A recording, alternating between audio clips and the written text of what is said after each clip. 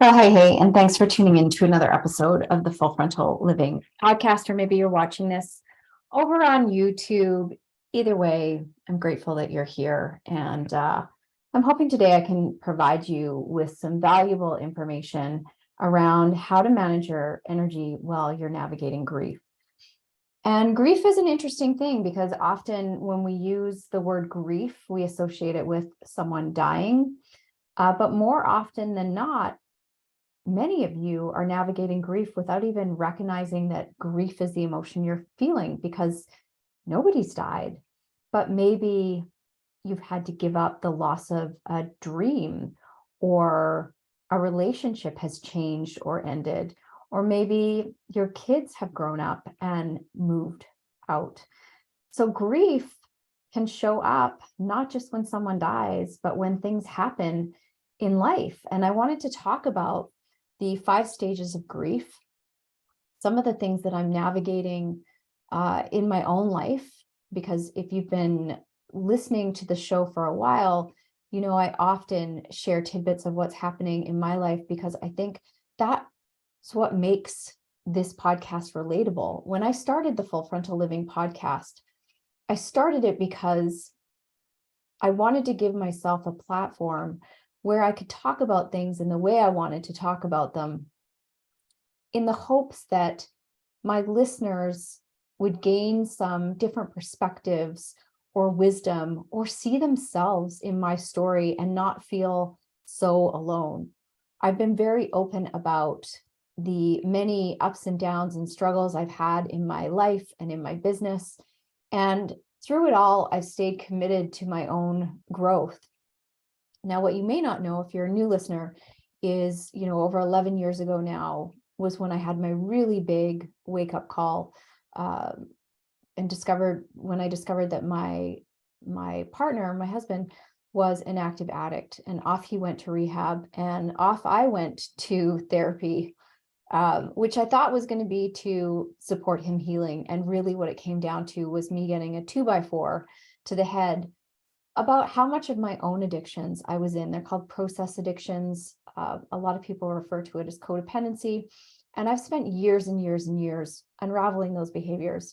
I'm grateful for all the work that I've done. I'm grateful for all the healing I've done, and how much my life has transformed. I'm no longer addicted to struggle and suffering, although I've been questioning that these days. I don't wear busy as a badge of honor anymore. I know what boundaries are and how to set them. I no longer hang my self-worth on the things that I achieve or do. I value rest and play. I've done a lot of work around getting my nervous system to settle down, changing up all my routines and habits to support my well-being.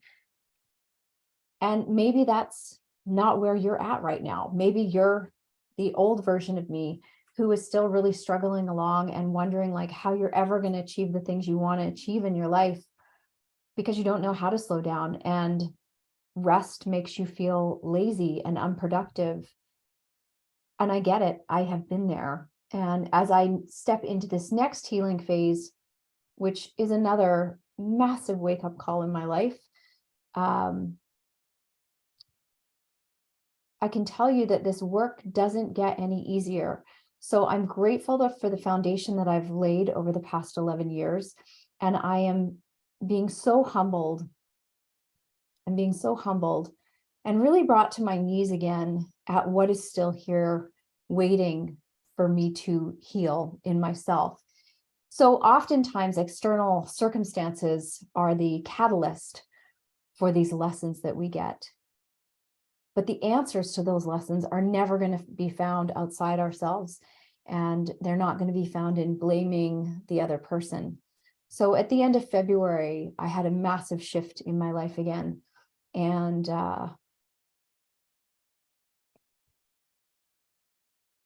it's been a really challenging time. It's been a really, really challenging time in my life. I'm not going to sugarcoat it. So although I'm not going to get into the details of it, it has impacted every corner of my world, which is why I wanted to talk about grief, because grief is what I have been feeling since the end of February, as this phase of my life came to an abrupt end. And I have been forced into creating a new normal for myself and not knowing, in this place of really not knowing, of tremendous uncertainty, which I kind of feel like the pandemic years started to prepare me for. But this part of me, if I'm being really honest, that wants to avoid loss at all cost, yet loss is part of life. Whether it's, again, loss of your kids because they've grown up and moved out, whether it's a loss of a partner, loss of a friend, loss of a job, anything that we can create, we can lose. And, just living here in Canada during the pandemic years, I lost my freedom, my ability to travel and move about the country because of the choices that I was making for my body. And I'm not here to say what's right or wrong. You do you. I get to do me. That was hard. That was hard. That was a hard loss. And there was a lot of grief around that. So I wanted to talk about these 5 stages of grief because I think it's important that we understand them. And I want to share kind of my experience moving through them. So first we have denial, then anger, then bargaining, then depression or sadness, and acceptance. And it's my experience that we use denial a lot because we don't want to accept. We don't want to accept what's changed in our lives. We don't want to be with it. So denial is this beautiful way that we push things down, that we try and suppress things, that we try and find a way around them, to not deal, right? Denial allows us to not take action and not deal, this is where most of the clients that I work with double down on their doing, right? They just get busy to avoid. So denial and avoidance are really kind of, bedfellows. Then we have anger, which a lot of people love to stay in anger when they're grieving because anger is like a powerful emotion. It drives change. Anger has never been an emotion that I am really comfortable with, if I'm being honest. And it's because when I was, growing up, I learned that anger had no place. It didn't matter if I got angry, nothing changed. I didn't really have a voice. And maybe you can relate to that. Maybe you can't. Everybody has a different relationship with anger. I've had clients say to me, "Oh, Lisa, I'm not an angry person." Well, I'm not an angry person either, but we are all capable of anger. It's one of the emotions that is on the spectrum that we are able to feel. And for a lot of people, anger gives them that sense of control. It also is used to mask the deeper sadness that many of us don't want to feel. Now, in the years that I've been doing this work, and I've learned how to express my emotions, how to feel my feelings, which I've talked about in previous episodes, how I really lived in my head, not in my body. And I really didn't want to feel anything. I wouldn't let people hug me because I didn't want to feel something. So I've really learned over the years how to tune into what I'm feeling and express it, which means that as much as I don't like sadness, I'm much more comfortable to go into sadness than anger. Because for me, anger doesn't make me feel better. What's the point? And I've really had to sit with that. What is the point of anger? What is anger trying to show me? What is your anger trying to show you? So I've allowed myself to sink into a lot of sadness, which has also been needed. But what I find is I'm waffling back and forth between anger, which wants me to know something about what's going on, and sadness, which is also a part of me that wants me to know something that's going on. And all your emotions are trying to guide you and to show you parts of yourself. They're opportunities for you to know yourself better. But if we get stuck in one place, we're not going to get the messages. We have to be open to entertaining both anger and sadness.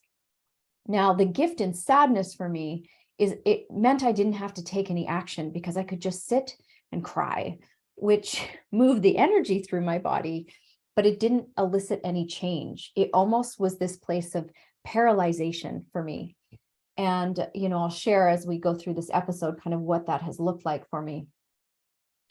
And then within so denial, anger, bargaining, which is when you're trying to make sense of things, wanting things to be a different way. So it really kind of flips back to denial as well. Like bargaining can be part of this like denial cycle that we get into.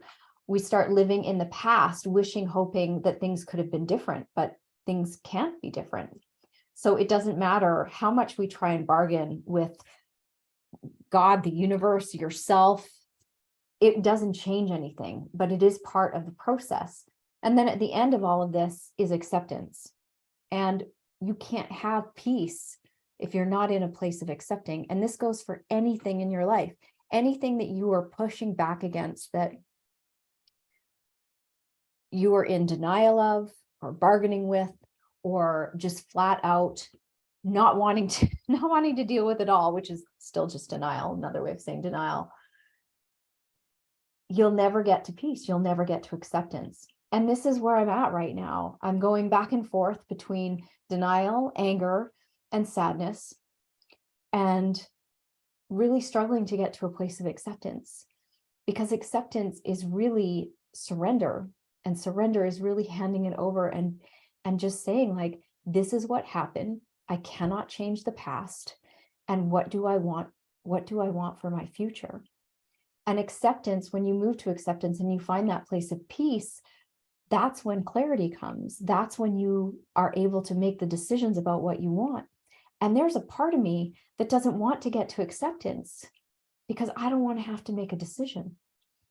And I'm sharing that with you because I think often people can look at me and think that I'm so clear cut and I'm so pragmatic and I've got it figured out and I know my boundaries. But when it comes to people that we love, it's never cut and dry. And I know that maybe some people would say it should be, but there are massive lessons for me here around attachment, wanting things to be a certain way, wanting people to be a certain way, wanting what I want in the way that I want it, which is so, that's what so many of my clients, they want what they want in the way that they want it. But I ultimately know that acceptance is where I need to head to. And the only person now that is causing my suffering is me. And I want you to really consider that in your life. If you stop blaming the circumstances, so whatever in your life happened, whatever in my life happened, when you stop blaming the circumstances, the thing that is causing your suffering is you, based on where you're holding your attention, the thoughts that you're thinking, the emotions that you're feeling. So we don't have to like it to accept it. You don't have to like what's going on in your life to accept it. You don't have to like your boss. You don't have to like your job. You don't have to like how your kids are behaving. You don't have to like how your partner's showing up. You don't have to like any of it. You don't have to like your body. But unless you accept these things and take responsibility for your suffering will not end, and you will never create peace. This takes time. It also is a massive energy suck. So whether you are in suffering, whether you are in a healing process, whether you are in the grieving cycle, what I want you to understand, and what nobody is talking about, is the energetic cost when these things happen in our life. So I want to talk about the healing aspect of this. And you would think that when you're doing all the things to support yourself, you would feel better. And to some degree, I am feeling better. I'm feeling better than I was at the end of February. Every day I feel a little bit better. And it has also really impacted my energy.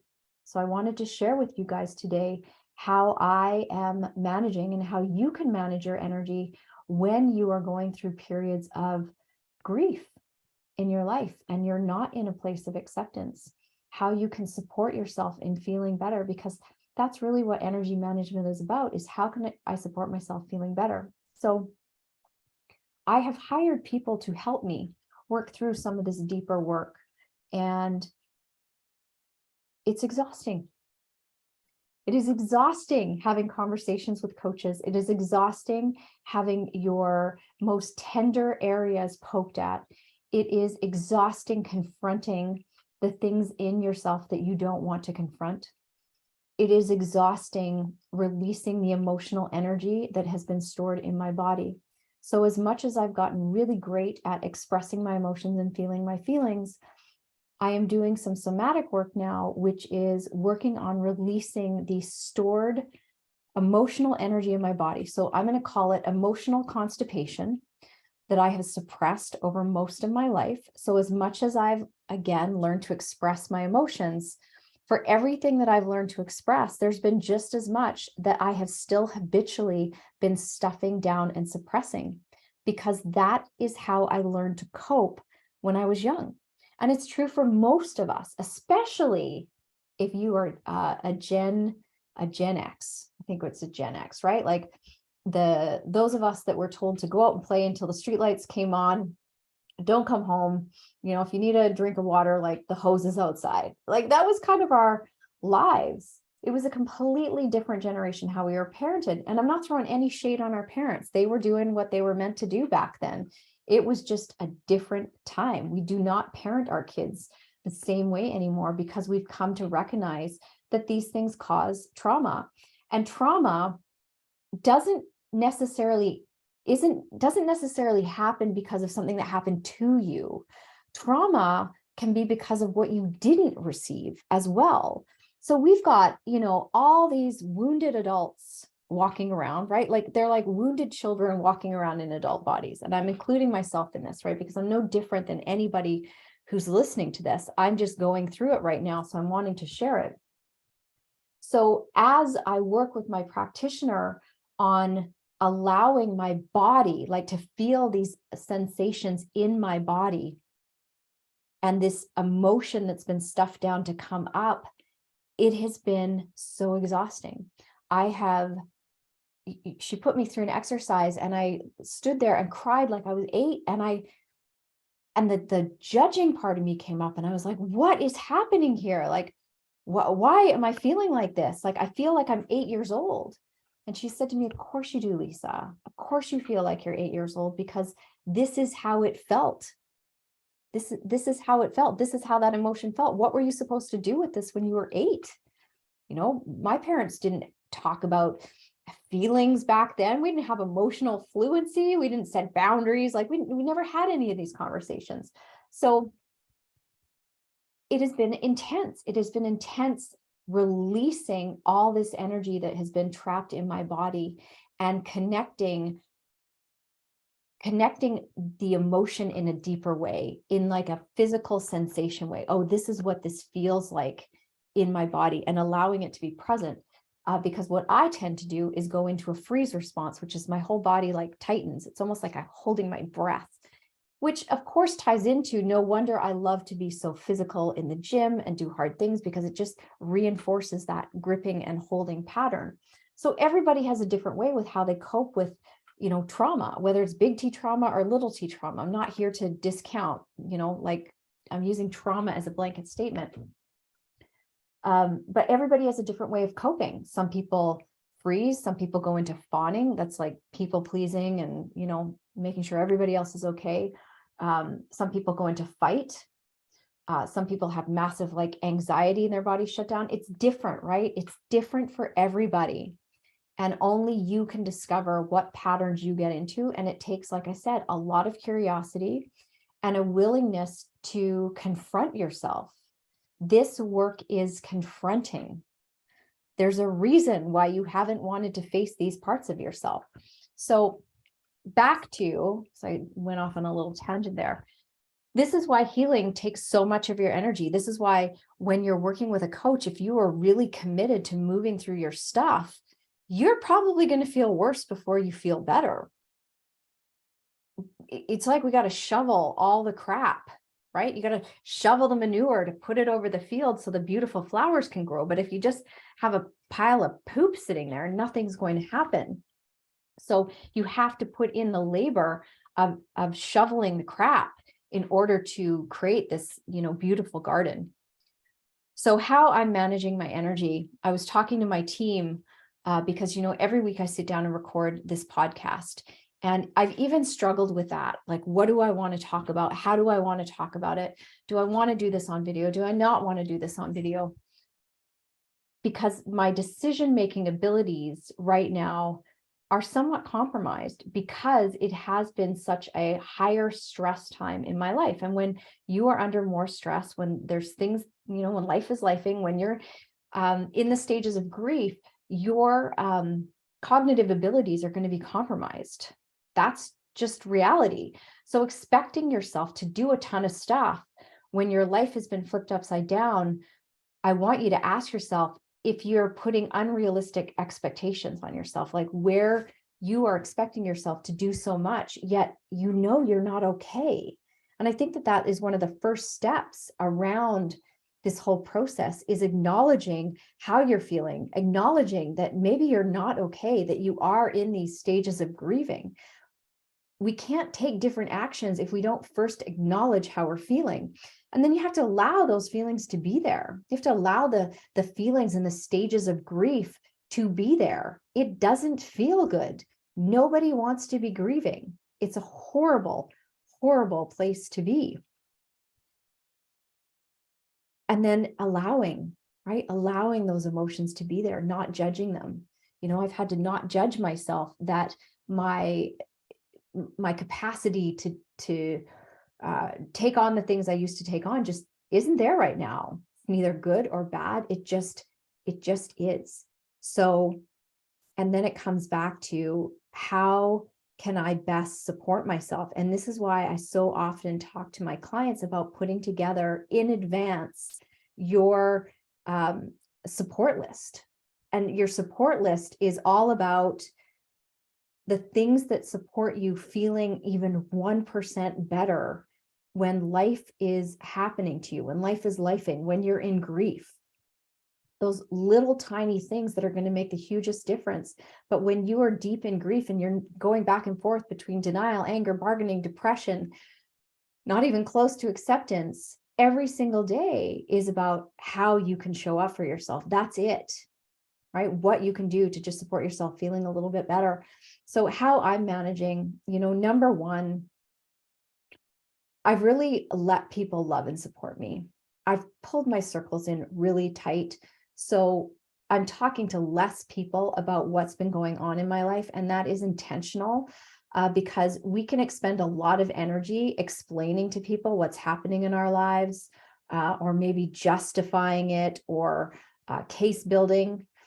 We can really get into, many of you can get into victim energy, like, why is this happening to me? And listen, I am not holier than thou. I have had moments of like, WTF, why is this happening to me? Like I said, I know that this is a gift. I know that this is probably going to be one of the best things that ever happened to me. But when you are standing in the pile of manure, shoveling it, it does not feel like the best thing ever. It just doesn't. So I've had to really watch that I don't move into self-pity. So this is why I've pulled my circles in tight, because the people that I'm talking to, they won't allow me to go into my self-pity. They hold me to what they know I'm capable of, with compassion and love. And I've allowed myself to be open and vulnerable and supported by these people. And that is not something I would have done in the past. And that's not what many of my clients do before they start working with me. They armor up, they put their heads down, they try and power through, muscle through, not letting people know how much they're hurting, how much they're suffering, how hard it is. They just go into like hardcore self-sufficient as a way of protecting themselves. And again, that is a trauma response that was learned when they were a child to cope with not feeling what they don't want to feel. None of us want to feel grief. Nobody ever wants to feel grief. So that has been one of my top things for managing my energy, and making sure that these people also, they check in with me, not because they think that, you know, I can't handle myself. They check in with me because they know I'm okay, but they want me to know that they've got my back.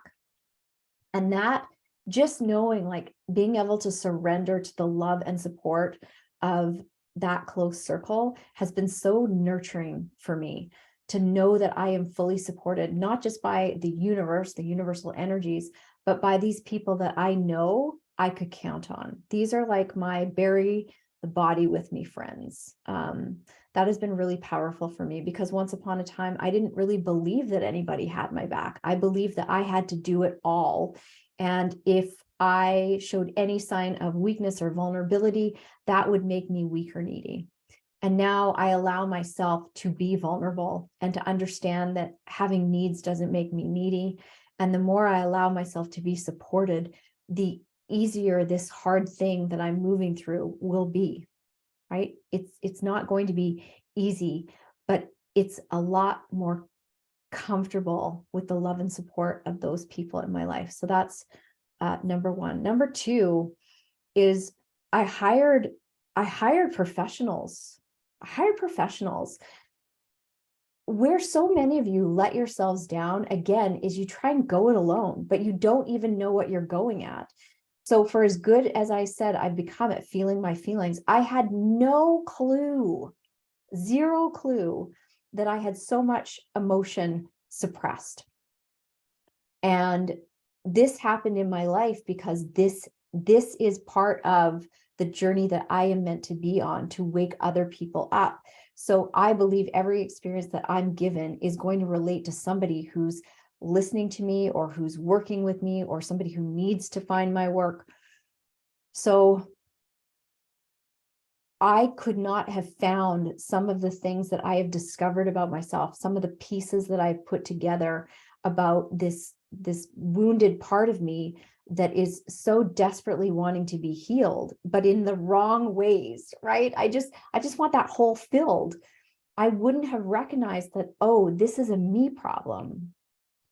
This is here. I didn't even know that I had this kind of hole. I know that sounds like a weird metaphor, but most of you, I think, will get it, to feel like there's something wrong, but you don't even really know what is wrong. So to be able to put these patterns of my life together, and now to be able to really do the healing work that I'm ready to do, I needed help with that. I am a world-class, phenomenal coach. I say that not to brag, not from ego. That is just the truth. That is the truth. And even being one of the best, even the best needs someone to support them.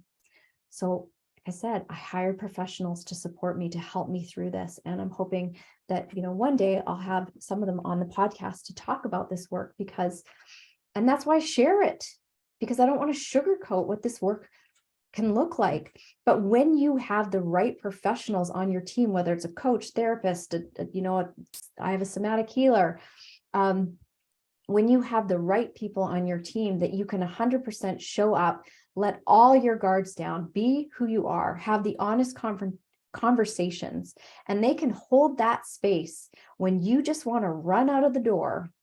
Because let me tell you, some days I just want to run out of the door. When they can hold that space for you with compassion, with love, when they can witness you in your most vulnerable moments, that is what will allow you to transform and heal and come out the other side, those right people. But trying to do it alone, that is like a commitment to ongoing suffering. You will suffer longer than you need to, because you simply cannot see your own blind spots. If you could, you wouldn't be in this problem not knowing how to get yourself out of the problem, right? Like, you can't get yourself out of the problem when you're the person that created the problem, but you don't even know what created the problem in the first place. Okay. I went to my team. I was honest with them about what was going on in my life and said to them, what can you take off my plate? And in fact, I didn't even really have to ask for that. My COO, Bridget, who pretty much runs my company behind the scenes, she just took over. And that's, in human design, she's a projector. That's what she does. And I love her for it. She has managed, my team has managed all my social media. So other than me, getting on Instagram stories when I feel really called, they have just handled everything. I record my podcast. They take snippets from this. They create posts from this. They create video clips from it. But I have really gotten down to what is the bare minimum that I need to do in order to keep my business running, to continue to put myself out there, but so that I have the energy that I need for the things that matter most, which is my clients, right? Making sure my clients are well cared for, which they are, and making sure that I can do the things in the business that only I can do, but everything else was delegated to my team, or we took it off my schedule altogether and just said, you know what, we're not doing this right now. It can wait. Most things can wait. And a very wise mentor and previous client of mine would always use the phrase, we're not creating oxygen, Lisa. And I've just carried that forward, and I remind myself of that, right? We're not creating oxygen here. So what can we delete, and what can we delegate, and what things do I need to do? So if you listen to my episode around the doing diary, this is the next stage of the doing diary. Once you gather that data of all the stuff you're doing, how can you put it into those 3 buckets of doing, delegating, or deleting? Because when you don't have a lot of energy because you're navigating grief or whatever's happening in your life, you are required to let go of as much as you can, because you're healing and getting to the other side as a transformed person and reclaiming your life in a much better way is going to take a ton of energy. It's going to feel worse before it feels better. I keep saying this. People want to avoid this, but I mean, you can either walk through this suffering and create what it is you want, or you can stay in your familiar suffering, which will go on forever. At least the suffering and the discomfort that I'm feeling now, I know it has an expiry date. I don't know when that is, but I know I will get to the other side. Whereas doing nothing will keep you trapped in your suffering indefinitely. But I don't need to tell you that, because many of you are choosing to stay there. You're choosing to not take action. You're choosing to not do this work because you'd rather stay in that familiar suffering. And that's your choice. Like, we all move when we need to move, right? We will all get our lessons when we need to get our lessons, because anything in your life that you are trying to avoid will eventually catch you.